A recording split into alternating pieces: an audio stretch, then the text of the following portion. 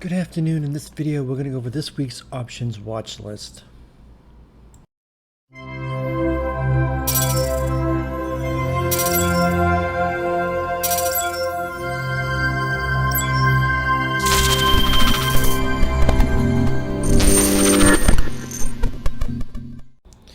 Before I get into the video, if you're not in the room, you can find the link in the description of the video and in my bio section of social media accounts. Also, please subscribe to the channel and like the video.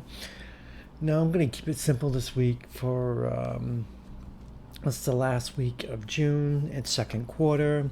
4th of July weekend's coming up. There could be a low volume week. A lot of people are probably going to end up taking probably the week off, or most partial of the week, or whatever. 4th of July weekend, a lot of the big heavy hitters end up taking off early, and so the volume could be light. And when the volume's light, that's when you see a lot of market manipulation. So now, a couple scenarios I'm looking at. I got a few tickets I'm only watching. I'm just going to keep it simple this week because it's going to be all basically market driven and news driven and stuff like that, like it usually is, but it's going to be more so this week. We have the G7 summit meetings happening this week. We have Powell on Wednesday at 9:30 a.m. And this is as of right now. Every time I do a weekend video of the watch list, that Powell ends up speaking more than he's scheduled, or other people end up speaking that weren't scheduled, or times change. So that's why you need to look at the economic calendar daily. Especially, I look at it every morning. Let's see if anything has changed. But Powell was speaking Wednesday at 9:30 a.m. as of right now. And I'm just trying to see if anything else is popping up that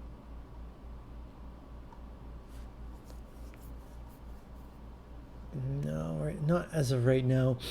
But we get earnings season coming up in a couple weeks, so we'll have to see what happens with earnings. Now, one thing I'm looking at traditionally before the 4th of July weekend and going into the 4th of July weekend, the market is kind of bullish, is usually bullish. We'll have to see if that continues. One scenario I'm looking at right now is that see if they're going to try to close the monthly candle green. I know that seems like a pretty big stretch from what, 389 to 416-ish or so, but that's not really that much. That's what, 489 to 416. I mean, that's 26 points, 27 points. I mean, that's very, very easy to do. A couple other scenarios is look at, they closed the gap on Friday. So to me, you're right here. Why not close this gap too at the 402 area? So if it does, hopefully this week we don't have a lot of gap ups, because that's one of the things I really do not like about trading is you have these big gap up and gap downs, and it makes it hard to trade because you don't want to chase. It's very, very difficult. Hopefully I like more flat or close to flat openings. It makes it easier to pick the directions and pick the play and get a good play. And with these big gap ups and gap downs that end up being choppy, most of the move happened overnight, and you just during the day it's just nothing but sideways actions. I just don't like that. But anyways, we did fill the gap on Friday. I mean, at this point, if we're going to close green on the month, we would have to close, let's see, right around up in this area on the daily, right around the 415, 416 area. This is which is where resistance is on the daily. So yeah, one of the things another thing I like to point out besides filling this gap right here is that every time SPY breaks down, it comes back up and retests it. It comes back close to the area where it broke down and retest right here, broke down and came up, retested here, and then it came up, consolidated here, that dropped down. So if we were going to retest this area, it would probably be retested at least the gap close to possibly the 405 to 410 area, 407 area.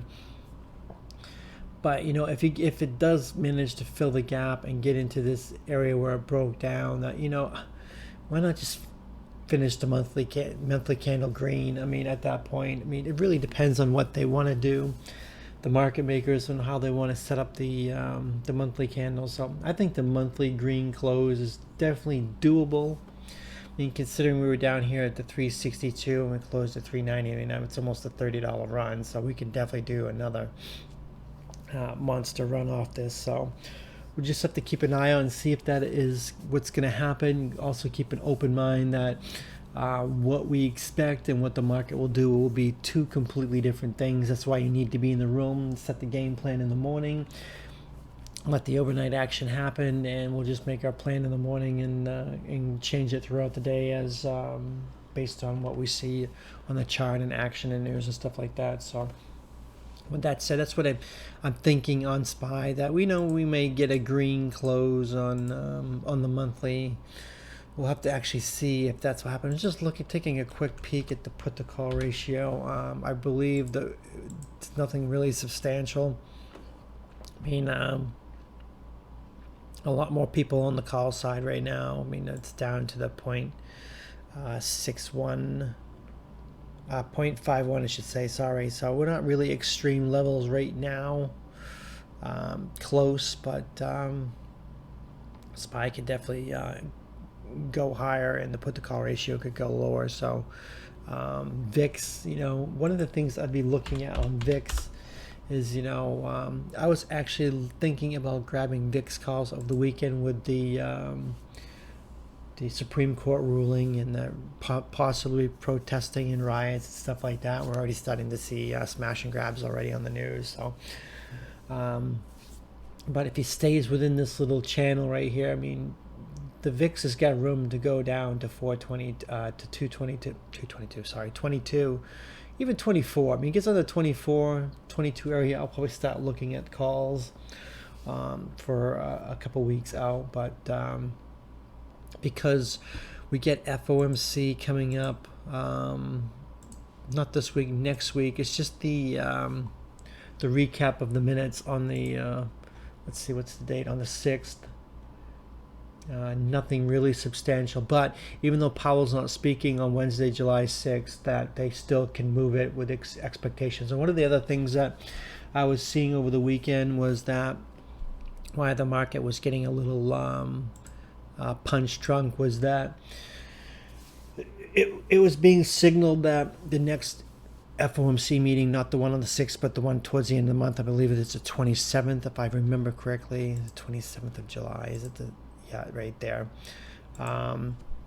that they may not bump it to 75 basis points, they may only go 50, so the market kind of likes the reaction of not going 75 but going possibly 50, but it's all speculation. I don't even know how they can even make that call right now with inflation still going up and not being even sustained, let alone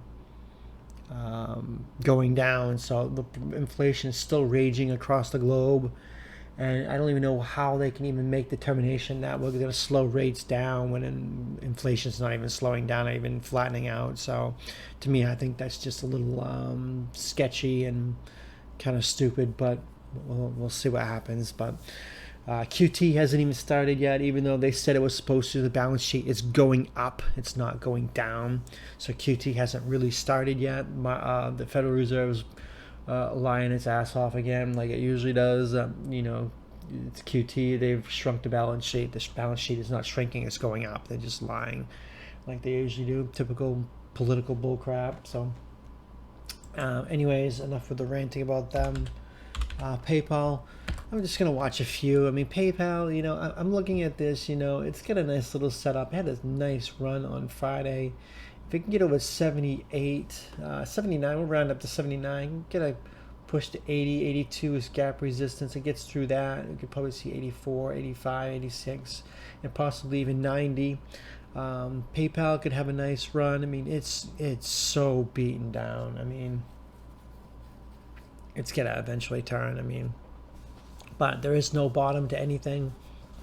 But I wouldn't be a bit surprised if we end up seeing a nice run this week with SPY, and obviously if SPY runs, a lot of the other stocks are going to run with it. So Shop is another one I'm looking at. So I'll be watching Shop. Shop is actually looking the best so far because the daily. Blow it up a little more. My eyes are not really that great right here. Over 390. Yeah, 390 for a push to 400. Gets over the 400 area. it's really going to end up taking off. So I'd watch shop over 400. It could really get some momentum behind it. I mean, it's pretty disconnected from the 20 EMA, which is the middle Keltner channel on the weekly. It can really get some strength behind it, and shoot up to 500 pretty quickly. So definitely watch that. Netflix is one that likes to make earnings run-ups. Earnings is coming soon, like I said. Hasn't had any really earnings run-ups in a long time, and it got hammered on this last earnings. So I mean, I would think that it would be nothing but sunny days ahead for Netflix. But you know, like I said, anything can happen. You can't just jump in and just hope. But I would think that if it can get over Friday's high, let's say 190, let's see what it is, 192, or even over this 195 area, 194. Actually, this area is right here is 190. Let's say 192. We could definitely get a shoot up to 200, 205, and I think that you get over 205, you get the 210 area, then you get gap resistance right here at 250. So Netflix is notorious for making $40 moves and having huge earning run-ups, but they just, like I said, they haven't had one in a long time. Maybe this one's different. They got Stranger Things out. They get some things coming out on their platform, so maybe the numbers will be better. Maybe they'll have a better ER this time. I don't know, but I mean, it's so beaten down. Every time you think that it can't go lower, it keeps going lower. I mean, it was $700 back back in when? November. Back, that was what, 6 months ago, 7 months ago, and yeah, it's like it's down below 200. It's really ridiculous that they went from 700 to 200. That's 70% off. It's just crazy. But anyways, Netflix, definitely keep an eye on that. I think Netflix and Shop are probably going to provide the best opportunities this week. Tesla is another one that, you know, is kind of creeping up. You can see right here, it gets over this high right here, what, 740, you can push to 760, 780, even 800. You know, Tesla, just, you know, so many people are so bearish on it, you know, and I kind of am too, at a point where, you know, competition's ramping up. It's going to be bad for Tesla, and Tesla's laying off a bunch of employees and stuff like that, and who knows what the future is going to hold for Tesla. But Tesla, every time they have bad news about layoffs or cutting jobs or other bad news, that thing just goes up. It's just so stupid. It's just like SPY, where it's just ignoring all the bad news and just like, oh, we're not going to have less people to pay, so that means it's going to be better margins. You know, that kind of stupid mentality. But, you know, depends on how you look at it.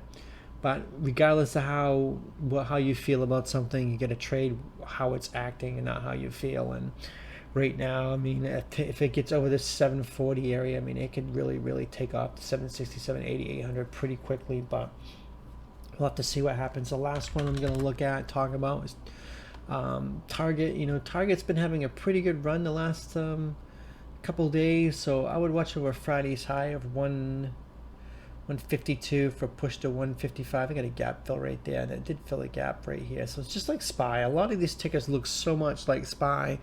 It's got the gap downs, 2 gap downs like SPY does. So if SPY does pop, obviously I'll be playing SPX most of the time, but if other people want to play Shop or Netflix or Tesla or whatever, and sometimes I will if I really like it and the prices aren't too bad. So to me, I just like SPX because the moves are just so much greater. You know, you're going in, and when SPY moves just a little bit, the contracts just go up so much. And versus you play something like Apple, it goes up $2, and the option premiums barely move. To me, I just don't like that, and I just prefer not to do that. But whatever.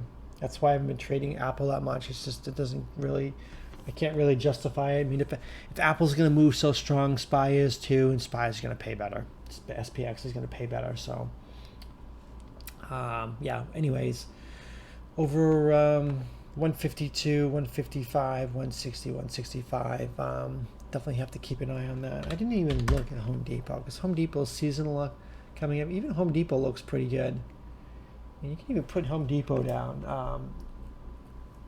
Summer's coming. Summer's here. People are going to, be planting more. I I've been thinking about it. So um, yeah, over one, 284, 285, or push to 290, 295, 300 is another gap fill right there. So we'll have to see if Home Depot will fill the gap or not, but it is butting up against the 20 EMA on the daily, and it does like to reject, but it did right here too, and it bursted right through it, and it did end up going up to the 310 area for resistance. So we'll have to see if we can fill this gap or not up in the 300 and get to 310 on Home Depot. So that, I might actually add that and keep an eye on that too. You know, Roku, I keep watching it, and Roku, every time it starts to get any momentum, it just gets hammered on. I mean, yeah, it looks pretty good up here, and it cannot get out of its way. I mean, I keep holding out, thinking that we're gonna get this run, and then it gets crapped on. It starts to run and gets crapped on. It starts to run, crapped on. It starts to run, crapped on. It's the same thing gonna end up happening here. We'll have to see on Roku. I mean, it seemed like I talk about it all the time on the watch list, and yet, I mean, the weekly RSI is still really, really low. I mean, it's got room to run, but who knows if Roku will run? It's just, can't get any momentum behind it. But that's why you need to be in the room. The gap downs, gap ups are probably going to be pretty wild this week, and we'll have to adjust based on that. So that's why you need to be in the room, and that's going to do it for the watch. So just keeping it simple, like I said. We get the long weekend ahead of us. We'll have to see what happens this week and just take it from there. So that's going to do it, and thanks for watching.